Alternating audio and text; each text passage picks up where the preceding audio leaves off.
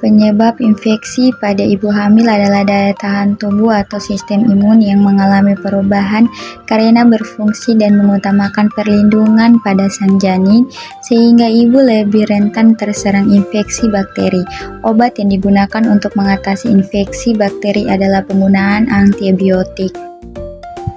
Golongan antibiotik yang aman untuk ibu hamil. Sebelum mengonsumsi antibiotik pada masa kehamilan, ada baiknya mengetahui sebagian jenis atau kategori antibiotik ibu hamil.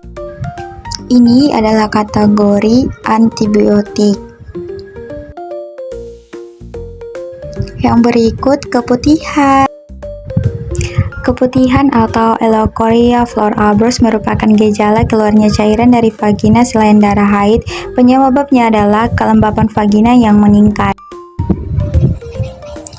Pada masa akhir kehamilan, keputihan semakin meningkat karena infeksi jamur semakin berat terjadi. Umumnya keputihan pada ibu hamil terinfeksi karena jamur Candida spa. Bahaya keputihan pada ibu hamil: yang pertama, kelahiran prematur, ketuban pecah sebelum waktunya, munculnya cairan yang ditandai dengan berwarna, berat badan bayi rendah, keputihan yang berasal dari iritasi dan alergi yang timbul rasa perih dan gatal. Untuk mengatasi keputihan bisa menggunakan terapi farmakologi yaitu antifung, golongan histasin per vagina golongan A, dosis 1-2 tablet UVOL selama 2 minggu. Anti-mustaba atau metronidazole kategori B, anemia bawaan, hindari penggunaan pada trimester 1. Yang berikut TBC atau tuberkulosis. Tuberkulosis atau TBC merupakan penyakit infeksi bakteri menahun yang disebabkan oleh Mycobacterium tuberculosis atau suatu zat besi asam yang dikeluarkan melalui udara.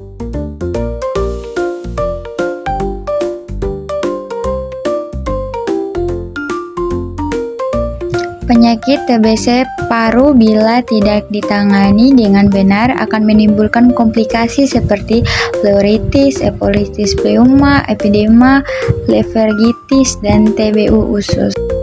Gejala TBC paru. Hal yang harus diperhatikan saat mengonsumsi obat TBC adalah meminum obat harus sesuai dengan aturan, harus sama. Jika terlewat minum, maka pengobatan harus dimulai dari awal. Terapi farmakologis untuk TBC menggunakan obat antibiotik seperti susah tidur atau gelisah. Sulit tidur biasanya disebabkan karena keberadaan perut semakin besar, gerakan bayi dalam kandungan, rasa tak enak di daerah ulu hati. Terapi non-farmakologi untuk mengatasi susah tidur, salah satunya adalah terapi farmakologinya, hindari rokok dan minuman beralkohol, dan juga kafein.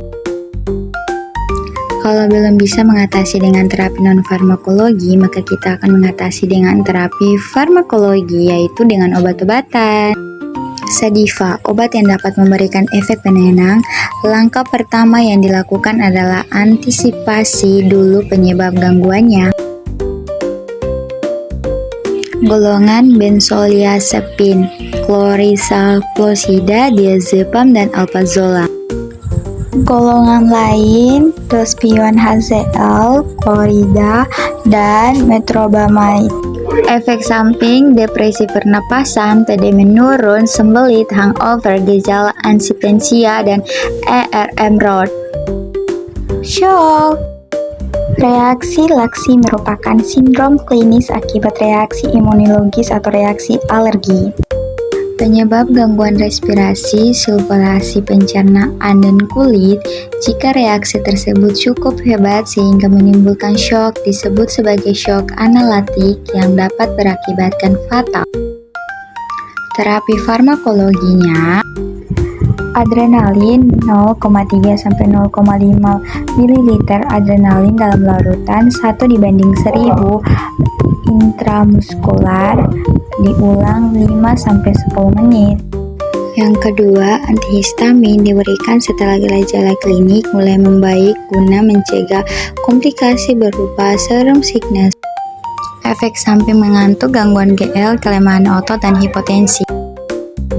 Hidrolizon diberikan setelah gejala klinik mulai berguna mencegah komplikasi berupa serum sickness atau protoefreks. Amionplacin diberikan dengan sangat hati-hati apabila bronspasmase belum hilang dan belum adrenalin. Dopamin vasopressor melalui cairan infus intravena untuk meningkatkan tekanan darah. Diare. Bertambahnya frekuensi buang air besar lebih dari biasanya atau lebih dari 3 kali sehari disertai dengan perubahan konsisten tinja menjadi cair dengan atau tanpa darah. Penyebab kekurangan vitamin B12 dan asam folat, terlalu banyak mengonsumsi vitamin D dan pemanis buatan. Terapi non-farmakologis, banyak mengonsumsi air putih dan hindari mengonsumsi vitamin D. Terapi farmakologis golongan leperamida, kategori B, dosis diare akut non-spesifik. Yang berikut endema. Terutama di akhir kehamilan, bengkak sering timbul di kaki, tumit, dan juga wajah. Penata laksana banyak meminum air putih, kaki diangkat lebih tinggi saat duduk, dan juga kompres air dingin. Yang berikut asma. Kondikasoid dan beta-asoni menurunkan risiko komplikasi kehamilan menjadi rendah, baik pada ibu hamil maupun janin. Terapi penggunaan jangka panjang seharusnya dihindari pada kehamilan muda.